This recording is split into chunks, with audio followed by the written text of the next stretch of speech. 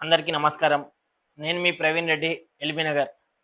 నేను ఒక 3 రోజుల కిందనే చెప్పిన, సుధీర్ రెడ్డి గారు మీరు ఎక్కడ పోతే అక్కడ కాలనీ ప్రజలు భయపడుతున్నారు, గొడవలైతే అని భయపడుతున్నారని. అదే పని మళ్ళా నిన్న మీరు వనస్థలిపురంలో స్థానిక ప్రజల్ని భయాందోళనకు గురి చేస్తున్నారు. అయ్యా, ప్రజలు కడుతున్న పన్నుతోటి మా స్థానిక కార్పొరేటర్ అక్కడ పార్క్ గురించి నిధులు తెస్తే, బుర్రలేనోడు తెస్తే ఏది తెస్తే అది చేస్తానా, ఖచ్చితంగా చేయనియా, అడ్డుకుంటా అని కాంట్రాక్టర్ తిడుతున్నావు. సుధీర్ రెడ్డి గారు, నీ అహంకారం తగ్గించుకో, అభివృద్ధి పైన దృష్టి పెట్టు.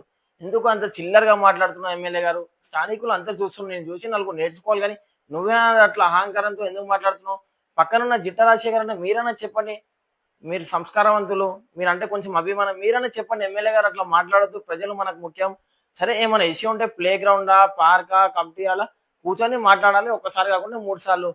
నువ్వే ఒక మా కార్పొరేటర్ గాని అలా బుర్రలేనోడు అని అన్నావు అనుకో, అదే స్థాయిలో మా కార్పొరేటర్ కూడా నిన్నంటే ఏ విధంగా ఉంటది? ఒకసారి గుర్తించుకో సుధీర్ రెడ్డి గారు. ఏదైనా సరే మనం అభివృద్ధి చేసేటప్పుడు నలుగురిని హాయ్ చెప్పాలి, బాయ్ చెప్పాలి, గొడవ లేకుండా ప్రశాంతంగా చేసుకోవాలి. ఎందుకు సంవత్సరం రాలేవు, ప్రశాంతంగా ఉంది ఎలిమినార్. నువ్వు సంవత్సరం వచ్చినావు, మళ్ళీ అన్ని గొడవలు చేస్తా ఉన్నావు. ఒక కార్పొరేటర్ అక్కడ ప్రజలకు ఉద్దేశం పెట్టుకొని వాళ్ళ గురించి మా స్థానిక ఇన్ఛార్జ్ మధు ఎస్కి గారి సహకారంతో అక్కడ వచ్చి నిధులు తెచ్చి పనులు చేస్తుంటే నువ్వు పోయి కాంట్రాక్టర్ నిలుతావు. మీ ఆయనలో కాంట్రాక్టర్లకి బిల్లు ఇవ్వకుంటే వాళ్ళు ఇప్పటిదాకా అభివృద్ధి పనులు చేయడానికి కూడా ముందుకు వస్తలేరు. అలాంటిది రేవంత్ రెడ్డి గారు వారికి భరోసా ఇచ్చి అక్కడ కాంట్రాక్టర్లు అంతో ఎంతో నిధులు చేసి అక్కడ ఇక్కడ అభివృద్ధి పనులు మేము చేస్తుంటే దాన్ని ఓడ్చుకోలేక ఎందుకు అట్లా చిల్లరగా చేస్తున్నాం ఎమ్మెల్యే గారు? కొంచెం అహంకారం తగ్గించుకొని అభివృద్ధి వైపు దృష్టి పెట్టు. ప్రజాప్రతినిధులకు గౌరవం ఇచ్చే నేర్చుకుంటే నీకు కూడా ప్రజాప్రతినిధులు గౌరవిస్తారు. లేకుంటే మా కార్పొరేటర్ కూడా ఆయనకేం సంబంధం, నువ్వు చెప్పిన భాషలో నిధులు నువ్వు తెచ్చినావు అని అన్నాడు అనుకో, పరిస్థితి ఏ విధంగా ఉంటుందో ఆలోచించుకో. నువ్వు సంస్కారం లేదు కాబట్టి నువ్వు ఏదైనా మాట్లాడుతావు, మాకు కొంచెం సంస్కారం ఉంది, మేము ఆ విధంగా మాట్లాడలేకపోతున్నాం.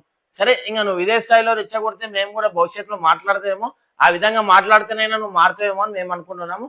దయచేసి రాజకీయ నాయకుల వల్ల కాలనీ ప్రజలకు ఇబ్బంది కలగకుండా చూసే బాధ్యత ప్రతి ఒక్కరిది ఉంది.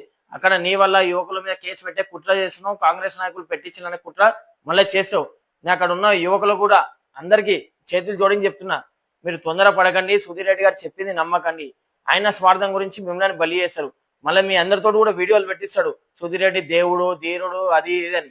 మీరు అన్ని నమ్మకండి. మీకు కుశాలంగా కూర్చొని అక్కడ పోలీస్ వ్యవస్థ, జిహెచ్ఎంసీ, మా కార్పొరేటర్, వీలైతే సుధీర్ రెడ్డి గారు కూడా వస్తారేమో, అందరు కూర్చొని మాట్లాడి ఏది అభివృద్ధికి ఏది మంచిగా ఉంటుందో చూసి ఆ విధంగా ముందుకు వెళ్దామని మీ అందరు కూడా కోరుకున్నాను. Thank you very much.